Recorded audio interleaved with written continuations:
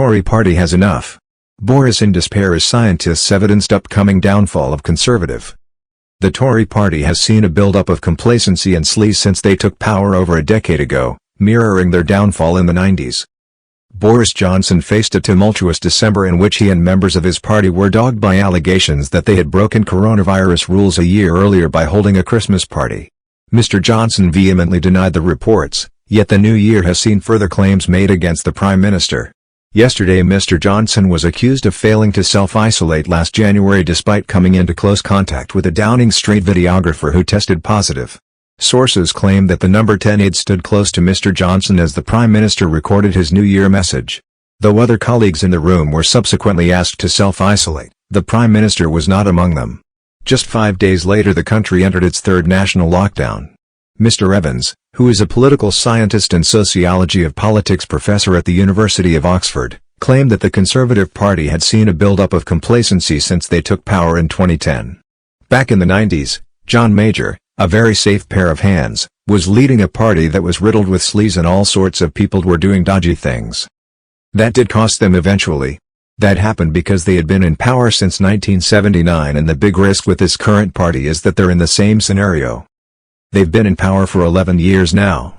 It's just historically true that you tend to get a build-up in complacency and potentially even corruption when people assume that they are going to be carrying on in positions and not feel that they have to try too hard. In 2019, the Conservatives won a landslide majority of 80 seats. Under Mr. Johnson, they also made a net gain of 48 seats while securing 43.6% of the popular vote, which was the highest percentage for any party since 1979. However, Mr. Evans argued that the massive majority has meant some Tory politicians have not felt the need to comply with certain government conventions, including individual ministerial responsibility. Individual ministerial responsibility sees a cabinet minister bear the ultimate responsibility for the failings of its department. Mr. Evans said, "Obviously an 80-seat majority is pretty damn impressive in current politics and that is not helpful in getting people to play ball in terms of the grand traditions of falling on your sword if you do anything unseemly." Sleaze-90s Tories. Sleaze-20s Tories. There's a clear link. They lost in 97 kind of badly, but it's fair to say they lost to Tony Blair and Blair was a big heavyweight contributor to the amount of votes Labour got. A new poll published over the weekend suggested that Labour leader Sir Keir Starmer had won back voters in the Red Wall. Mr. Johnson's authority has been severely damaged in recent months following allegations of sleaze at Westminster, lockdown busting parties in Downing Street and a major rebellion by his own MPs over COVID restrictions.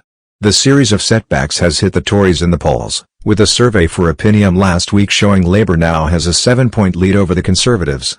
The poll also showed that Mr. Johnson has become a significant drag on Tory fortunes, sparking further speculation that MPs could be preparing to oust him as leader.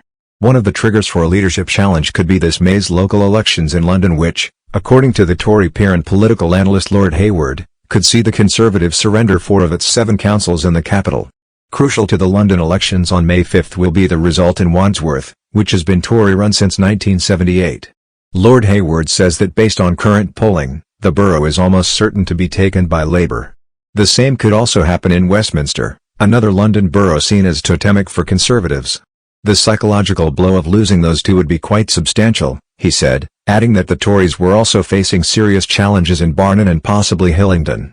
The former MP for Kingswood predicted the poll-defying general election results of 1992 and 2015, and the Leave victory in the 2016 EU referendum, and the Leave victory